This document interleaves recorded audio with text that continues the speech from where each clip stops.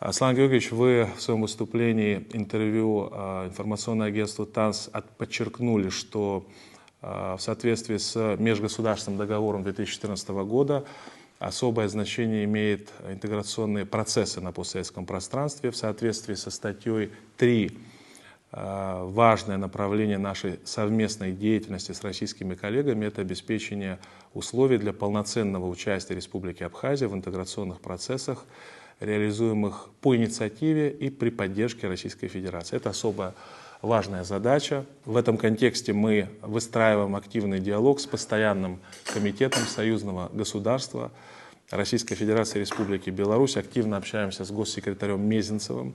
Это важнейшая работа, связанная с получением информации относительно актуальных тенденций развития интеграции между Российской Федерацией и Республикой Беларусь. Сегодня можно с уверенностью сформулировать тезис о том, что интеграция выходит на беспрецедентный качественный уровень.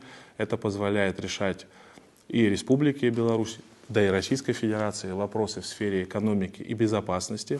Можно сказать с уверенностью, что экономика и безопасность — это те два фундамента, на которых союзное государство при сохранении государственного суверенитета стран-участниц.